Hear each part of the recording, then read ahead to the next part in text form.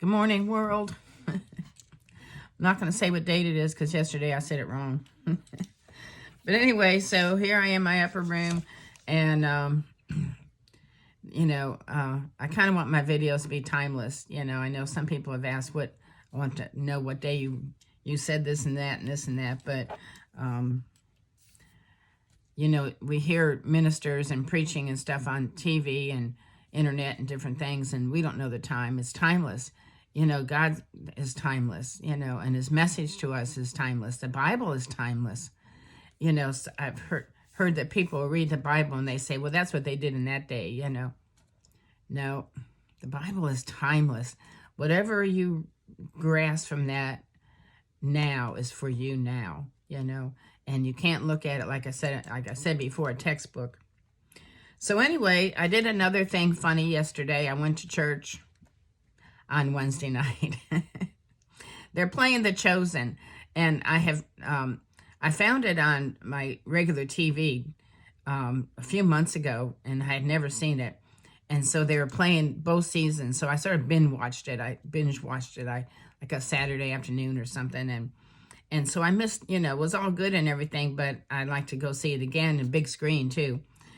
And but I say this because I was in church a few weeks ago, and we were in the praise and worship and all this, and in my mind I was seeing Jesus like the guy that plays Jesus in The Chosen. His name is Jonathan Rumi or something, and so he's so good. He's really, really good. I mean, just plays that part awesome.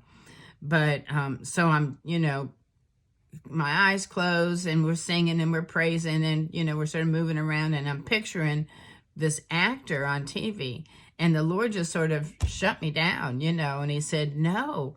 And then he reminded me, I'm going to read this from Revelation 1:14, that he has hair white as wool, white as snow, eyes flame as fire, feet burnished bronze like a furnace, and his voice is the sound of running waters. He's saying to me, this is who I am. Don't look at, you can't look at that actor, I am this beautiful. But another thing, so I'm reading this again today, and I'm in Revelation. Lord kind of brought it to me today, and I realized that when John, the disciple John was writing Revelation, he wrote what he saw, but he saw it in the spirit, but he also saw it in the natural. And so everything he said his hair is like wool and like snow. His eyes were like flames of fire. His feet were like burnished bronze. His voice was like many waters. We can't even imagine. All we can do is explain in human terms what Jesus looks like. And even the Bible, it says it was like this, and it was like that, and it was like that. I can't wait till we get to heaven and really see the real Christ, the real God, the Father. And well, we won't see the Father, but we will see Jesus,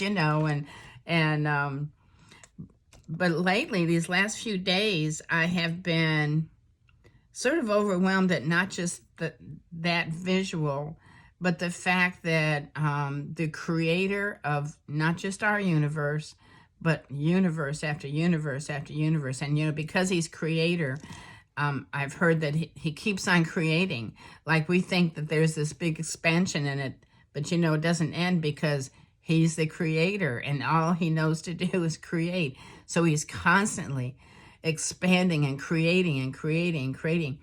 And that entity, that God, that is all we can think about is like things that we've seen on earth, but it's so much greater. And the fact that that greater entity, that greater God, knows where I'm going today and what I'm going to do. He's already looking at my day.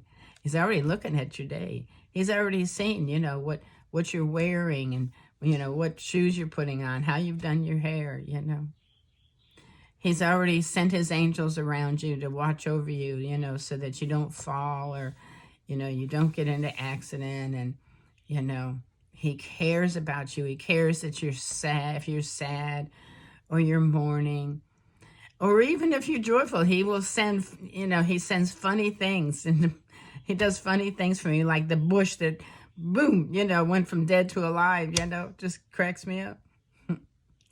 That God, the creator of all things, who keeps on creating, we just can't even imagine, knows you better than you know yourself. We can't even fathom that. All we can say is, we know what he looks like. We kind of like know what he looks like. It's the best we can do, But, and it's a spirit thing, and he connects with our spirit. And I'm just overwhelmed sometimes. I just get overwhelmed. And so, because he knows the little details of your life, as well as taking care of the whole universe. I mean, billions and billions and billions of planets and stars, and and he even knows the names of all the stars. We can't even fathom we're like little ants. We're smaller than little ants. We're like little flecks on the, what's that, Dr. Seuss with the elephant with the little thing on his nose, and there's a whole city in the side of the inside of this little dot. But anyway, remind me again today of this, our sister Alexi, and her book, and it said, get up, make yourself, and the whole thing about the book is the daughter wakes up grumpy. Hello, who does that? And so she's saying, be happy. God needs you today. You're going to do something special for somebody today. Everybody's waiting on you. God's waiting on you. He's got somebody for you to bless. He's got blessings for you. So you guys have a wonderful day. I love you, and Jesus loves you so much more. See you later. Bye.